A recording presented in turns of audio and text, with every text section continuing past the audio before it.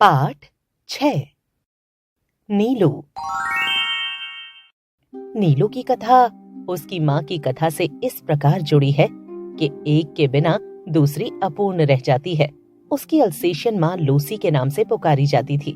हिरनी के समान वेगवती, सांचे में ढली हुई देह, जिस पर काला आभास देने वाले भूरे पीले रोम, बुद्धिमानी का पता देने वाली काली पर छोटी आंखें, सजग खड़े कान और सघन रोएदार तथा पिछले पैरों के टखनों को छूने वाली पूंछ, सब कुछ उसे राजसी ठाट बाट की विशेषता देता था। वह सामान्य कुत्तों से भिन्न थी। उत्तरायण में जो पगडंडी दो पहाड़ियों के बीच से मोटर मार्ग तक जाती थी, उसके अंत में मोटर स्टॉप पर एक ही दुकान थी जिससे आवश्यक खाद्य सामग्री प्राप्त हो सकती थी। शीतकाल में यह रास्ता बर्फ से ढक जाता था।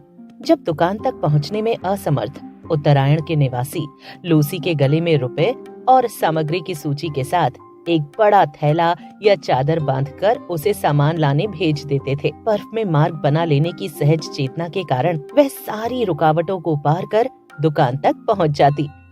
दुकानदार उसके गले से कपड़ा खोलकर रुपए, सूची आदि लेने के उपरांत सामान की गठरी उसके गले या पीठ से बांध देता और लूसी सारे बोझ के साथ बर्फीला मार्ग पार करती हुई सकुशल लौट आती। किसी दिन तो उसे कई बार आना जाना पड़ता था, पर लूसी को सामान मंगवाने वालों के भुलक्कड़पन से कभी कोई शिकायत नहीं रही। गले में कपड़ा बांधते ही वह तीर की तरह दुकान की दिशा में चल देती। एक दिन अधिक ऊंचाई पर बसे किसी पर्वतीय गांव से बर्फ में भटकता हुआ एक भूटिया कुत्ता दुकान पर आ गया और लूसी से उसकी मैत्री हो गई। उन्हीं सर्दियों में लूसी ने 2 बच्चों को जन्म दिया, किंतु उनमें से एक तो शीत के कारण मर गया और दूसरा उस ठिठुराने वाले परिवेश से जूझने लगा। 4-5 दिन के बच्चे को छोड़कर लूसी फिर दुकान तक आने जाने लगी थी। एक संध्या के झुटपुटे में लूसी ऐसी खो गई कि फिर लौट ही न सकी। शीतकाल में घ्राण शक्ति के कुछ कुंठित हो जाने के कारण कुत्ते लकड़बग्घे के आने की गंध पाने में असमर्थ रहते हैं और अनायास ही उसके आहार बन जाते हैं। लूसी के साथ भी ऐसा ही कुछ हुआ होगा। लूसी के लिए सभी रोए, परंतु जिसे सबसे अधिक रोना चाहिए था वह बच्चा तो कुछ जानता ही न था। एक दिन पहले ही उसकी आंखें खुली थीं, अतः माँ से अधिक वह दूध के अभाव में शोर मचाने लगा।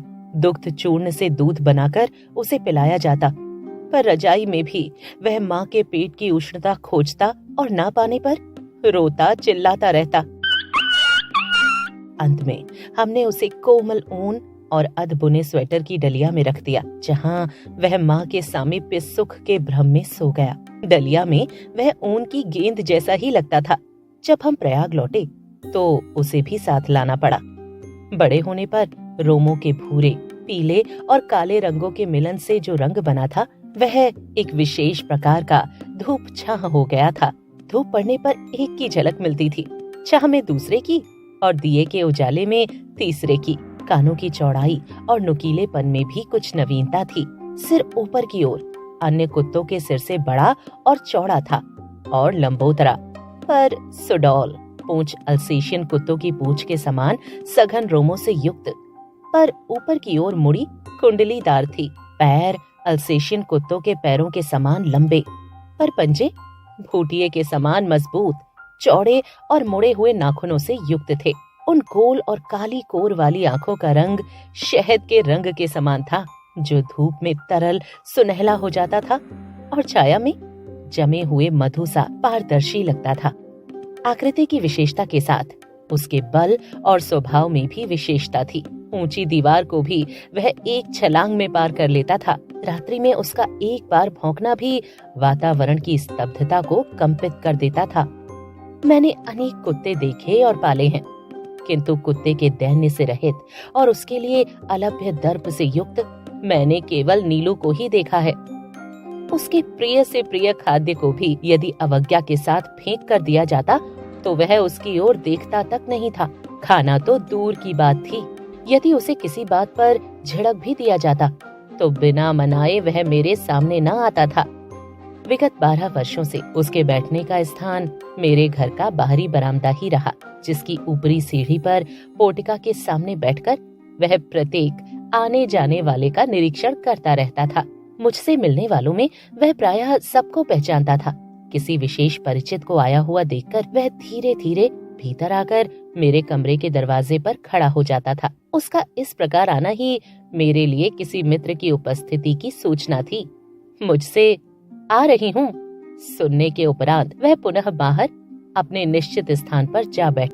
कुत्ते भाषा नहीं जानते, केवल ध्वनि पहचानते हैं। नीलू का ध्वनि ज्ञान इतना विस्तृत और गहरा था कि उससे कुछ कहना भाषा जानने वाले मनुष्य से बात करने के समान हो जाता। बाहर या रास्ते में घूमते हुए यदि कोई उससे कह देता, गुरुजी तुम्हें ढूंढ रही थी नीलू, तो वह विद्युत गति से 4 दीवारी कूदकर मेरे कमरे के सामने आकर खड़ा हो जाता। फिर कोई काम नहीं है, जाओ कहने से पहले वह मूर्तिवत एक स्थिति में खड़ा रहता। कभी कभी मैं किसी कार्य में व्यस्त होने के कारण उसकी उपस्थिति जान ही नहीं पाती और उसे बहुत समय तक बिना हिले डुले खड़ा रहना पड़ता था। हिंसक और क्रोधी भूतिए बाप और आखेट प्रिय अल्सेशियन माँ से जन्म पाकर भी उसमें हिंसक प्रवृत्ति का कोई चिन्ह नहीं था।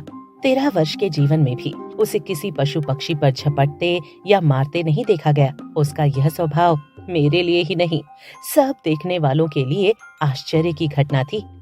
मेरे बंगले की रोशनदानों में प्रायः गौरैया तिनकों से घोंसला बना लेती थी। मुझे उनके परिश्रम पूर्वक बनाए हुए घोंसलों को उजाड़ना अच्छा नहीं लगता। अतः कालांतर में उनमें अंडों और पक्षी शावकों की सृष्टि बस जाती थी। कुछ अंकुर जैसे पंख निकलते ही वे पक्षी शावक उड़ने के असफल प्रयास में रोशनदानों से नीचे गिरने लगते थे।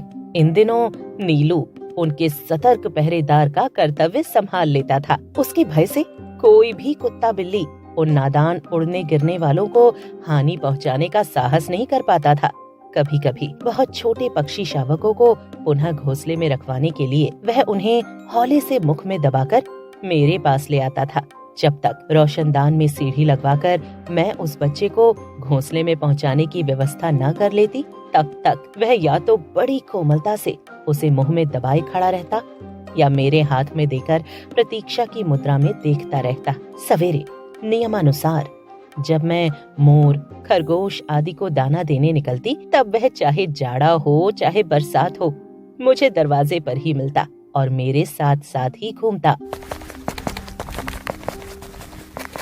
पक्षियों के कक्ष में 2 फुट ऊंची दीवार पर जाली लगी हुई थी। नीलू दीवार पर दोनों पंजे रखकर खड़ा हो जाता और अपनी गोल गोल आंखें घुमाकर प्रत्येक कक्ष और उसमें रहने वालों का निरीक्षण करता रहता।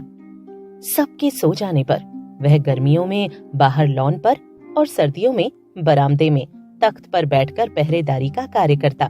रात में कई बार वह पूरे कंपाउंड का और पशु पक्षियों के घर का चक्कर लगाता रहता। खरगोश धरती के भीतर सुरंग जैसे लंबे और दोनों ओर द्वार वाले बिल खोद लेते हैं। एक रात मेरे खरगोश बिल खोदते खोदते पड़ोस के दूसरे कंपाउंड में जा निकले। उनमें से कई जो इस अभियान में अगुआ थे, जंगली बिल्ले द्वारा मार दिए गए। अतः एक के पीछे एक निकलते हुए खरगोशों में सभी को बिल्ले का आहार बनना पड़ता। किंतु उनके सौभाग्य से नीलू ने संभवतः पत्तियों की सरसराहट से सजग होकर 4 दीवारी के पार देखा और उसने खरगोशों के संकट को पहचान लिया। उसके कूदकर दूसरी ओर पहुंचते ही बिल्ला तो भाग गया, परंतु खरगोशों को बाहर निकलने से रोकने के लिए वह रात भर ओस से भीगता हुआ सुरंग के द्वार पर खड़ा रहा। यह परोपकार नीलू के लिए बहुत महंगा पड़ा, क्योंकि उसे सर्दी लगने से निमोनिया हो गया और कई दिनों तक इंजेक्शन, दवा आदि का कष्ट झेलना पड़ा। वैसे वह शांत भाव से कड़वी दवा भी पी लेता था और सुई भी लगवा लेता था।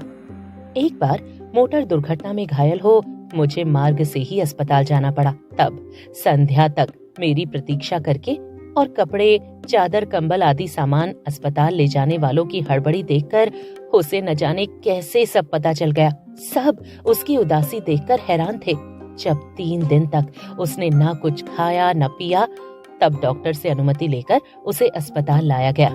मुझे अच्छी तरह चारों ओर घूमकर देखने के बाद वह मेरे सामने ही फर्श पर बैठ गया। तब से हर दूसरे दिन अस्पताल न ले जाने पर वह अनशन आरंभ कर देता। इसलिए अस्पताल में भी वह नियमित रूप से मिलने आने वालों में गिना जाने लगा तथा डॉक्टर, नर्स सभी से परिचित हो गया। नीलू को 14 वर्षों का जीवन मिला था और जन्म से मृत्यु के क्षण तक वह मेरे पास ही रहा। मेरे पास अनेक जीव जंतु हैं, परंतु जिसके बुरा मान लेने से मुझे चिंता हो, ऐसा अब तक कोई नहीं रहा।